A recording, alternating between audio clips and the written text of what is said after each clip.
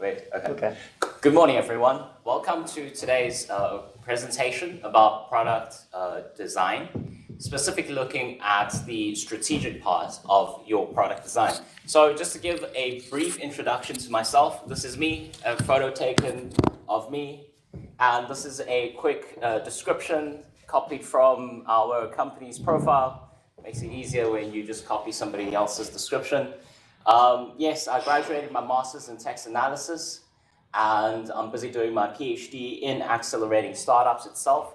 I have a couple of years of experience at TypeDev, which is an incubation hub in South Africa. And now I'm connecting with some startups, incubation hubs in Vienna. So yes, that's a brief introduction of myself. Next slide, please. So today I'll be presenting on behalf of TypeDev, which I am very happy to announce. We are starting our branch in Vienna, so technically we are considered a startup this side as well. So walking through this journey with you guys as we are presenting. Screen's off. Yeah. Okay. So we are a software development house, mostly doing mobile apps, websites, and all that type of things for our clients. We recently signed a contract with a blockchain client, which is looking to do a off-chain artificial intelligence, which is really cool. So we have skills across the border, including design skills. And a lot of this makes sense because our staff members are in South Africa. Our branch is in Vienna, so I am here. So yes, talking about startups today. And that's a bit of background about TypeDev. Let's move on.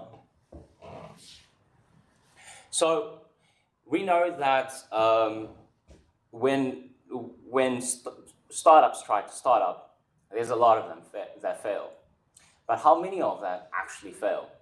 I was sitting in a conference a couple of weeks ago, and one of the presenters spoke to us, and she said something that was so amazing that made me really think, you know, what is causing all of this? So she says there is 137,000 startups that are created every single day. Multiply it by 2 and you get the University of Vienna's population. So all of the staff included, all of the workers that are there, and you have that amount of startups that is created every day. And in each of the startups, they're not just one person. They can be 2 or 3 or 4. So you can see the vast amount of startups that are created every day in the world. Every day. So yesterday until today, 137,000. Imagine that. So out of these 137,000, how many of them succeed? How many of them fail? 120,000 of these startups fail every day. Businesses close down. So from that percentage, you can see that there is only 14% of startups that actually succeed to grow in the market. So what makes this 14% of startups succeed? And what makes the rest of these startups fail? Once more. What is the strategy that these startups take, this 14% of them take, in order for them to succeed? Is it because of their finances? Is it because of their networking? Is it because they have the knowledge? Is it because of the latest technology? Is it because they have a large amount of funding? And what causes the rest of the startups to fail? Is it because they're missing one of these things? Is it because they have political issues inside the startups? Is it because maybe they don't have enough networking or enough funding from the government or from investors and so on? So today we're actually not going to dig into too much of that. We're going to look more at the product design itself. So I like this quote from Sun Tzu. He wrote the book, The Art of War. And he was a very grounded and stable person. He thought through a lot of the decisions that he had. Although the book was written about war itself, but the strategy practice is taken into businesses day after day. And one of the statements he says is, strategy without tactics is a slow route to victory. And tactics without strategy is a noise before defeat. And we've seen this over and over again, where startups try to dig for the latest type of technologies. And again, they fabricate possible ideas about what their product can do. They talk about all these great things that they can integrate into their product. And at the end of the day, nothing is ever created. And that's what we can say as a good noise before defeat. So it's important to understand that there needs to be a good strategy in place for your startup to carry it out. As we can see, strategy itself is more about where you're heading towards, and tactics is about how do you get there as quick as you can. So, for example, go back. For example, chess has a very straightforward, defined strategy, which is checkmate the other person, right? But when we take our confines out of the square blocks and put it into the real world, the strategy becomes muddled and blurred. Without actually properly defining your strategy, you don't know where you're heading towards. A very good example is the war that happened at Vietnam quite a few years ago, where the soldiers that went to Vietnam, invaded Vietnam, were there to win a game. They were trying to win the war, whereas the people in Vietnam were there to survive. So the strategy behind these two groups of people were completely different. Whereas the invaders constantly thought the war has ended, they have finished it. They celebrated in victory too soon. And right after that, they got ambushed again, and the war continued. So you can see that straight off the bat, there is two very distinct types of strategy. One is a long-term strategy, and one is a short-term strategy. And often enough, there's a lot of companies that work on a short-term strategy because there's a lot more that you can report. There's a greater chance you can get promoted because you've reached a certain amount of numbers. But in the long-term strategy, that's what you actually want to go for. That is what you can actually succeed in. So when we talk about strategy, we're actually looking at the long-term strategy and not the short-term strategy. So yes, Sun Tzu is a very stable guy. He's very grounded and he was very wise. He thought through a lot of these things in finer detail. In this picture, he looks a bit rocky, but that's besides the point. So I'm going to move on to my next slide now, which in here, we look at the basics of designing product, which we need to get a whole elicitation of requirements from the clients, and then we put in some sort of design about the product. So what we thought is, in order for us to come up with decent amounts of requirements and solid requirements, we need to add the category of strategy in front of it. And this is looking at some specific things in order for us to classify the decision-making of why we came up with the requirements itself.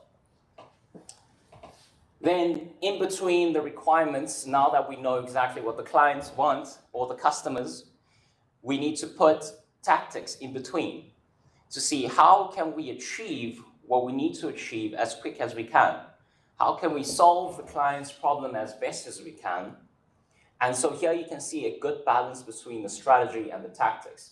We can see how it integrates nicely into the process. Okay, so in today's presentation, what you're going to walk away with is basically how to turn your ideas into reality. So yes, you might have a game-changing idea, but how do you actually implement that idea in the real world? Now, the downside about all of this is reality sometimes can be really harsh.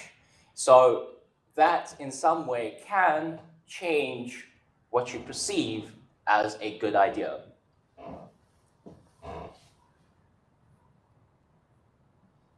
Okay, so in order for us to actually accomplish turning this idea into reality, we need to look at three things, which is your product validation, your problem identification, and your strategic decision making. Now, you might say, Bruce, why is the first one product validation? Isn't it supposed to be the other way around, where you start by thinking, what is the strategic decisions that you need to make, and then how do you actually define the problem before you actually validate the product? Yes, you're 100% correct. But what I like to say is, if you don't know how to validate your product, you don't know how to make proper decision making. And therefore, we swapped it around to look at how do you actually validate whether you have a good product or not. Okay, next one, please. Okay, so looking at product validation, how do we actually validate that we have a good product? A lot of the times we can say, yeah, no, people would love this thing. But how do we know that? Okay, next. First thing we need to look at is the typical lean startup methodology that every startup practices. Now, this is some basic knowledge, so I'll go through it as quick as I can. The first thing is it's a cyclical design, meaning that this is a continuous process that happens throughout the startup. And in some points, it actually continues through large organizations as well. So we're looking at the learn, measure, and build. When we talk about learn, we're trying to understand what the market actually wants, what your customers actually want, and then we find a way to measure that, to see, okay, how do we quantify or qualify what they want? And from that, we build the product, we throw it out into the market again, and then we learn. And this is the process that we go through. Now, in the Lean Startup methodology, they talk about building a minimal viable product. This minimal viable product means the least amount of features that would give the most amount of value to your customers, just to see if they would enjoy that. Now, the difficult part comes when you say you're building an app that doesn't feel good, because is feeling good a necessity for a product? It's debatable. You're also talking about throwing a product out that doesn't have an ease of access of security and login features. Why can't I log in with my LinkedIn profile? Why can't I log in with my Google, Facebook, etc.? So now these things all come into play. There is arguably unlimited amounts of features that is required in our minimal viable product. So how can we decide what is the least amount of features that is required to throw it out into the market? Next. Okay, so again, how can we validate exactly how the market receives our product? How can we see whether they actually liked our product that we have thrown out into the market? So the first thing we need to look at is the diffusion of innovation theory. Let's take some basic statistics of a normal distribution and says this is the population of the world. And this is how people would end up adopting your product. Starting all the way on the left, we have the innovators. Innovators is the people who are ahead of the trend, where they would look at things that aren't on the market and they say, I want to give this a try. So these are the people where even if you have the strangest product in the world, where let's say an app that costs 2,000 euros, and all it does is it plays some music when you click on it. Or some app that would tell you it can take you to the moon. Okay, so these are very, very strange ideas, but innovators would give that a try. And if the innovators are onto something that is actually feasible and exciting, then we would have this section of people, which is called the early adopters. Those are the people that would follow on very quickly, looking at exactly what the innovators are adopting and seeing whether it's feasible. And that takes up 13.5% of your target audience.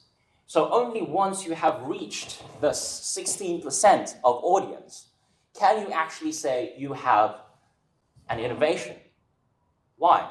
Because the moment all of these people adopt your product, the next section of audience, or your target audience, would adopt your product as well, which is your early majority, and then followed by your late majority. So this means that because a large chunk of people are adopting your product, the rest of the audience would do that.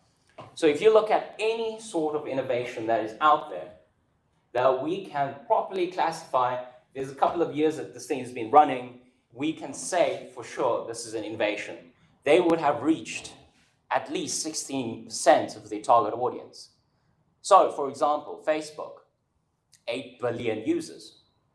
8 billion, and their target audience is 7.9 billion. 7.9 billion, so 80 million users.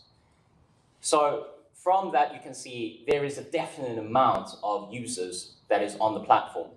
So when we talk about this, if you are targeting the whole entire world, 7.9 billion users, people, where you say, no, my product is going to serve the whole world, everyone in the world is going to use it, you have to reach a real amount for your product to be considered an innovation. But some of our clients come to us and they say, no, Bruce, we have a credit card payment system. How can you not consider the whole world? Well, first of all, not everyone has a credit card, right? Not everyone pays with a credit card. Not everyone likes to pay with a credit card. What are the other payment options? Some people like to pay with their smartphone and not with their credit cards. So we reduce the amount of people quite significantly. So in order for us to have a greater chance of reaching this point of chasm, they call it, is to reduce your target audience, to be extremely more focused. Now, some of our clients come to us and they say, that's very clever, Bruce. We are going to target one client. And the moment we have one client, we have innovation. Yes, that is 100% correct. So if your client is a big organization that can feed you all the money and you can customize the product specifically for that organization and they will adopt it, you have an innovation. So the thing is, innovation itself can be ranging from very big scale to very small scale. Anything that has been done new is considered an innovation. It's just whether that innovation is impactful or not. So if it's targeting the right audience, then this innovation works. And that's all we actually need to know. Okay, next. Okay, now we come to problem identification. So now that we know we need to reduce our audience, and now that we know we have an audience, what are the problems that they are facing? How do we know what they struggle with? How do we know what they actually want? And a lot of the times we've spoken to startups, and they say they've done their research, they've spoken to their clients, they did the interviews, and at the end, the conclusion is they just want a to-do list. So they have all these fancy ideas to start off with. Yes, these type of functionalities would really help us to be more productive, and the discussion continues, and they realize, oh no, we just need a to-do list. It's just our traditional to-do list isn't exciting, that's it. So, is there any space for innovation? Maybe. Do our clients know what they want? No. So the thing is, it's hard to know what our clients want if they don't know it themselves. So we need to understand exactly what do they want so that we can give that to them. Okay, so in order for us to actually understand what they want, we also need to start looking at the MVP itself, as I've mentioned earlier. The MVP itself consists of three separate quadrants, which is our desirability, our viability, and our feasibility. So desirability talks about what people actually want. That's what we spoke about now. And it also looks at the competitive advantage that you have to serve your audience compared to all the other competitors out there. Then we have viability, which is our business model. And your business model talks about how you're actually going to earn money from this product moving forward. And lastly is our feasibility, which is technical capabilities. So what technology is out there available for you to actually accomplish your startup? Sometimes the technology isn't out there, and that's why we need to work on the technology, and that's why it's considered a great innovation. For example, reaching the moon, reaching the Mars, that type of technology isn't fully developed, and that's why Tesla and Elon Musk is focusing a lot on developing that technology so that it can fit into this framework. And at the end of the day, the MVP remains very solidly the same. There is one focus about that project. Go to Mars. That's it. Nothing extra fancy, nothing about planting plants on Mars, nothing more than that. Just how can we get there? How can we get people there? And the rest is extra. The rest is, it needs to come, or else people will die when they get to Mars, but that is extra. And that is also space for other companies to come in, plug into their MVP, and say, you know what, if you're focusing on getting to Mars, we'll focus on how to survive on Mars, and so on. So what is your MVP? Okay, then we are looking at a couple of frameworks on this. Just click once.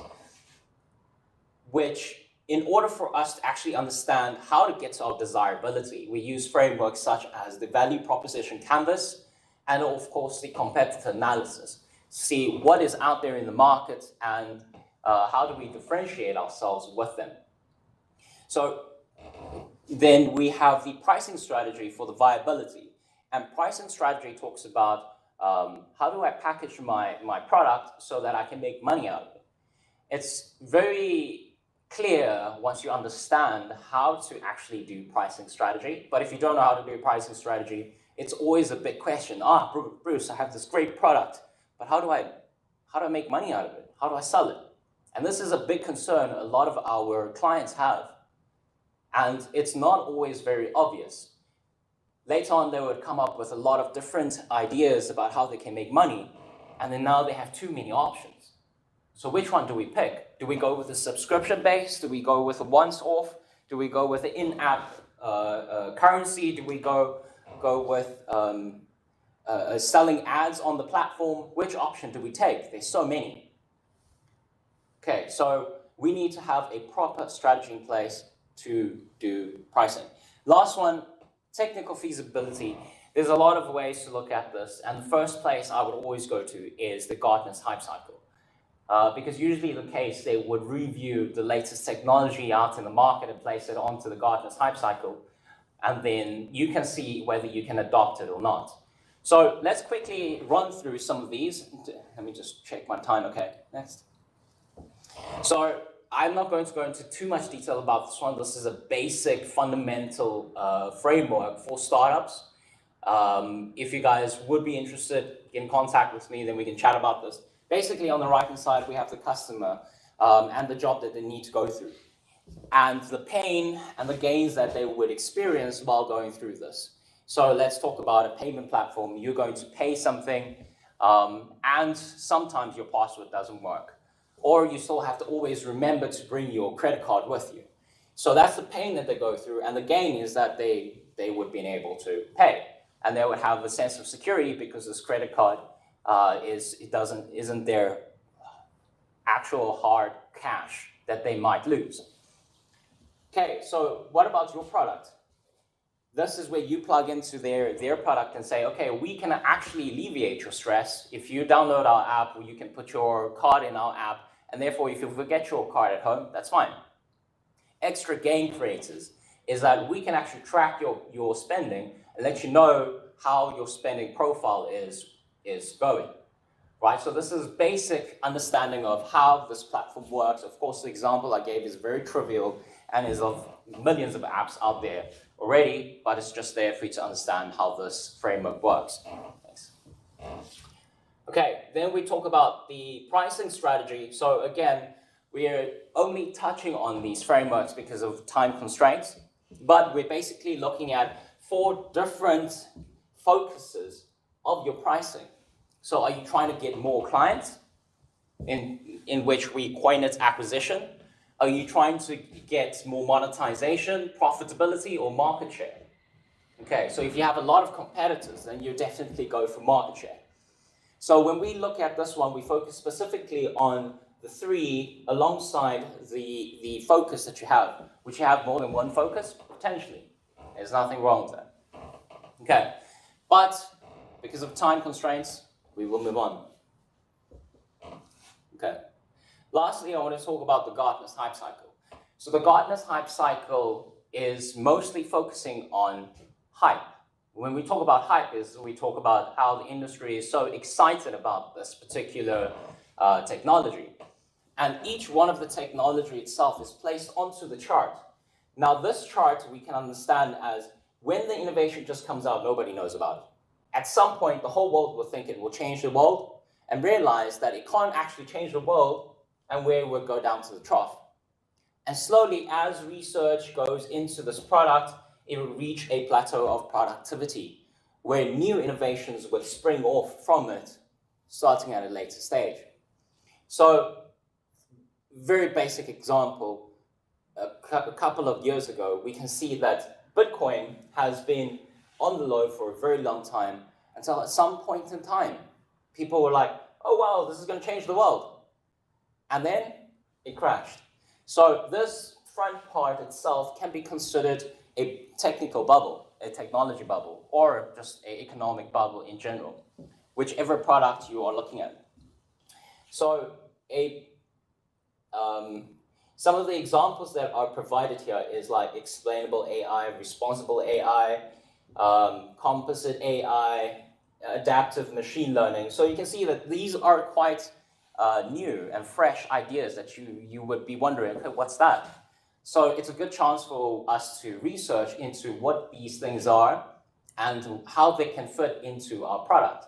Now, you might actually start looking at the bottom line, where if it's a white circle, this is less than 2 years before it reaches plateau of productivity.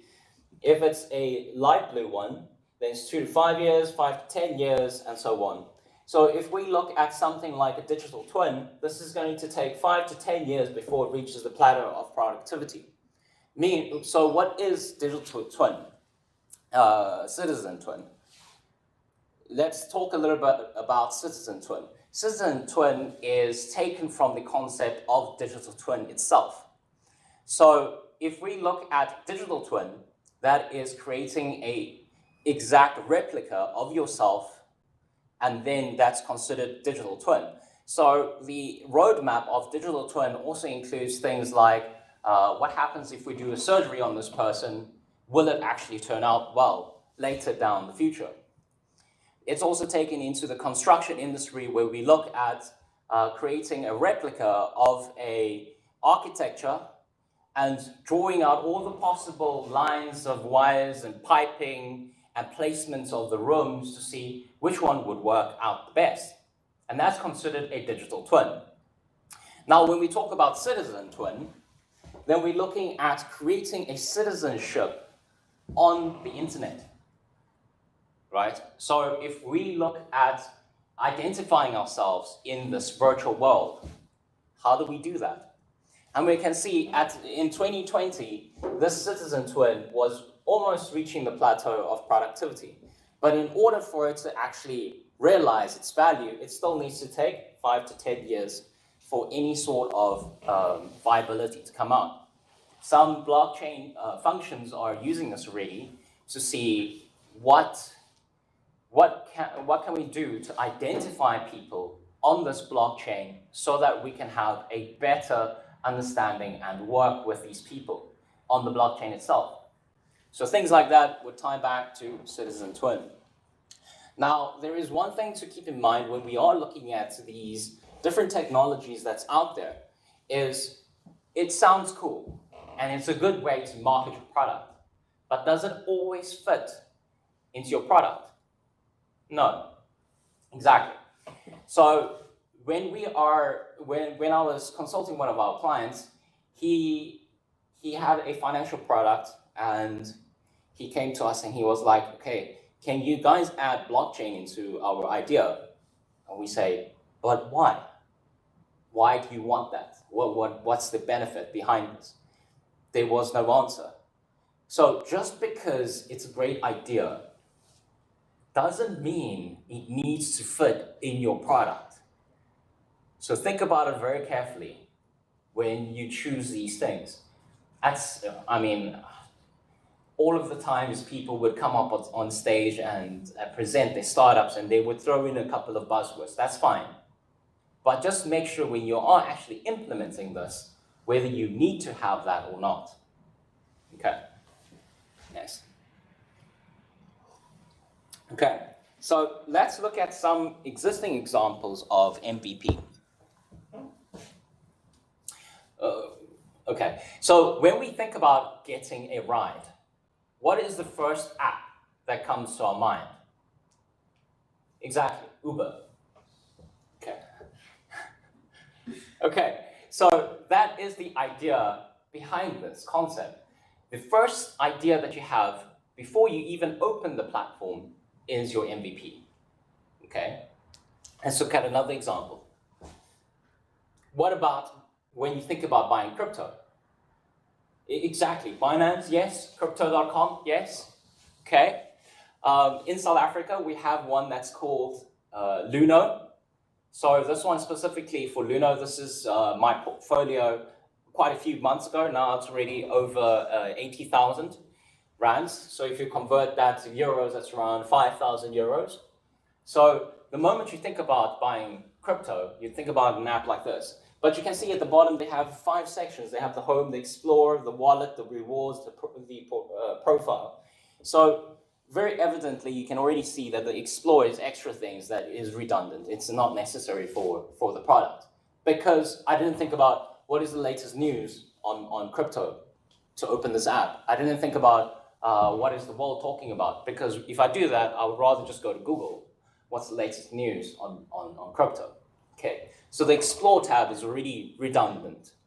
What about rewards? I didn't think about, okay, let me get rewards. That's why I'll open this app. No, we didn't. We thought about buying crypto. And therefore, your main focus is your home, your wallet, and profile, because that is necessary requirements. Okay, let's move on. So yes, some of you also thought about Binance. So as you can see, thus straight away, you're working in a market that is already flooded, right? So if you want to create another crypto exchange platform, you need to take this into consideration. If your customers are thinking, where can I buy crypto? And they can't think of your app because there's so many other options, you're going to have a tough time to sell your product, to differentiate yourself. Okay, next. So one of our clients also created a financial product, and on this platform he only has 2 pages. One to submit files to the company, the rest they do offline. They process the files, they do the financial books, and they send it back on the platform, and that's it. And that's sometimes really all you need for an MVP. Is there anything glamorous about this platform? Not at all. But when they think about doing your financial books, they will think about this client. Okay, very simple, straightforward. Sometimes the best ideas isn't the most complex ones. Okay, what about getting a date? What is the first app that comes to mind? Yes, Tinder. Yes, what else? Okay, Cupid, that's interesting. Okay, so you can see that there is a lot of apps out there that are trying to innovate on the idea of getting a date. But the first one that comes to mind is Tinder itself. So you can see that this is also a very flooded market. Okay. So this isn't my profile, by the way. It's just Tinder itself. I have a slightly different taste in ladies. Okay, next. So what about finding a direction? Hands off, yes. Google Maps. Nothing else? Okay, that's very interesting. Oh, there, Waze. Okay, so you can see that there is also a great emphasis about which app is the main focus in the market. And in this case, we can see that Google Maps trumps all of them because of how often we use it, because of how convenient it is, where we often forget what other products are out there. Okay, so yes, Google Maps. Next. Okay, and once more. So what Google has done is they understand this concept so well that they've segmented all of their ideas into different packages. And with different packages, you'd learn about their different names. And you wouldn't end up using all of them. Imagine if you had a Google app that had all of these apps in one place. Wouldn't it be a mess? Just think about, for example, Gmail. And what is another complicated one? Gmail and YouTube. If you had to go into your email to watch videos, wouldn't that be complicated? Exactly. So it's a very good idea to segment your products into the purpose it serves. Okay, next. Okay. So now we're actually talking about the actual strategy. How do we make a decision about designing our product? Now that we understand, okay, we need this one idea behind the product itself. How do we actually carry it out? So the first thing we need to talk about is the golden circle. This is a typical framework that is used over and over again. But is it well implemented? I think that is a different topic. And that's why I want to discuss a little bit about how to use this framework as part of your startup. And this is designed by somebody called Simon Sinek, again, a popular philosopher, which is absolutely amazing. I don't think I would ever say it as well as he does. But he says, companies that do great start with their why. And you can see straight away their one idea of their product aligns very well with their why. If you know exactly what people are going to think before opening your product, you would know what your why is, vice versa. So your why is a philosophical understanding of your existence. From a personal perspective, you can also do this chart for yourself. Why do I exist? What am I trying to achieve? Okay, what is my end goal? And similarly with a company as well. Why did we create the startup? And a lot of our clients say to me, Bruce, don't be silly, we're just here to make money. Okay, that is not a good way to do it. What is your product doing? Why did you create this product? And it always starts with, we believe. I believe, however, but it's about your belief. So, given some examples, we believe that we can connect the world. Who are they? Facebook. How are they going to do it? We're going to use a platform that allows people to engage with each other and to add your mutual friends and only have your circle of trusted people view your details. Okay, so what would that be? That would be a website, now a mobile app, and we can see very clearly from the structure, if they have breached one of the three, we don't trust them anymore. So in their how, they showed a lot of sense of trust about how you can use this platform, how you can actually connect with people. And now, because of the data leakage and stuff like that, we have a bit of a wary side to us. They are doing a lot to try and change this, but messing up once is enough to make us consider whether they would mess up a second time. So what is your why? What is your company's why? Cool, let's move on. Now we take this golden circle framework and we flatten it out into a tree structure. And between the why and the how, we add stakeholders, which you will get something called an impact map. All the way on the left, we have goals. Who would carry out those goals? The impact that they should be creating, and then finally the deliverables. So the deliverables at the end of the day is your requirements. And here you can see a full scale about how you turn a philosophy into a product. Okay, so when we start with your goal should be exactly the same as your why in your golden circle. Then your stakeholders is everyone that participates in the product itself. So all the different types of users that would be on the product itself. If you have a payment platform, you would have the people swiping the cards, people receiving the payments of the swipes, and the administrators that manage the whole entire profile or the platform itself. Okay, so there's 3 types of users already on just one payment platform. People would think, oh, payment platform, just the person swiping. It's a common mistake.